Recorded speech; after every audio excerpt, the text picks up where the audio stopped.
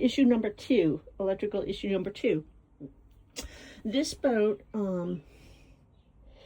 has an interesting quirk regarding the power needed to start the engine. You need to hit the starter on the engine needs to be engaged with power, and traditionally, typically, according to ABYC code, you have to turn on this battery switch. But I only learned that the hard way. It's not typical.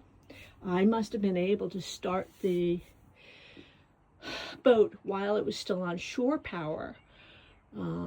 This is what happened. I wake up at 5:30 in the morning. Well, I wake up long before that. I leave the dock at 5:30 in the morning on day 1 because of tide in, is it Riverton? Rivervale? I don't know. Wherever the place where we picked up the boat, just north of Philly. I hadn't had a lot of sleep that night, and I just was kind of working on adrenaline. So I turn the battery on, I start the boat, I get away from the dock, everything's going well, and I get to about halfway through my journey, and I stop the boat to switch tanks. I've got 200 gallons of fuel. One is on the port side and one is on the starboard side.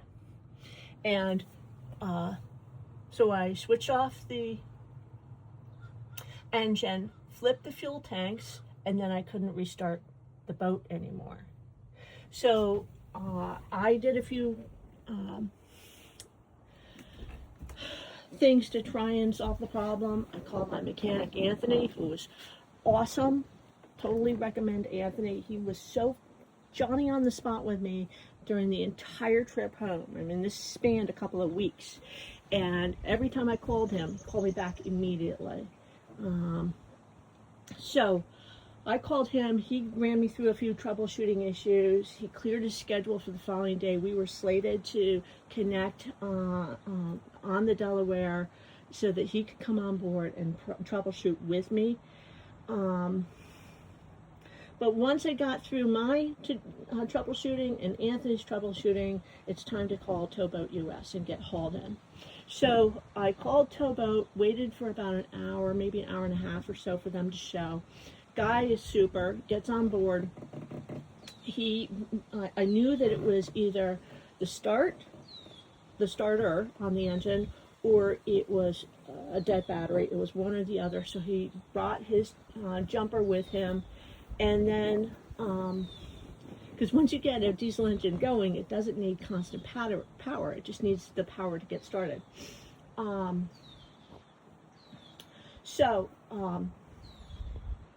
He asked me, so show me the battery switch. Where's the battery switch? And I showed him the battery switch and found that it was off. I turned the battery switch on, and now I can start my boat.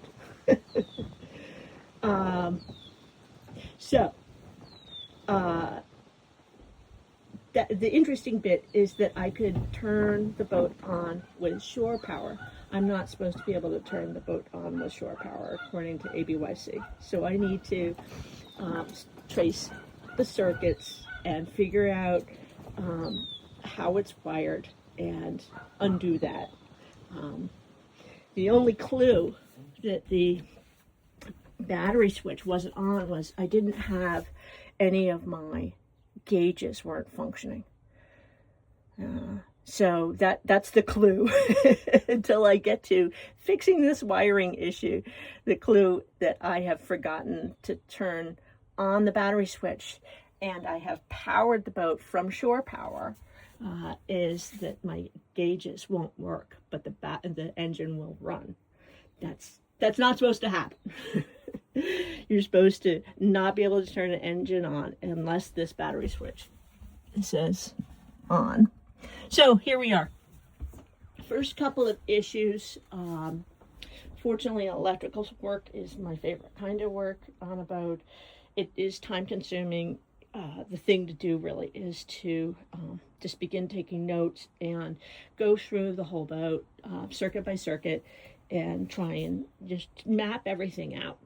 And then I can begin to fix the things that are troublesome, and hopefully, add a few improvements. Like I want to have a solar panel to maintain the batteries on board, so that I don't have to run my shore power cable to the house every time, just to maintain the batteries. I do have an outlet on the side of my house. When I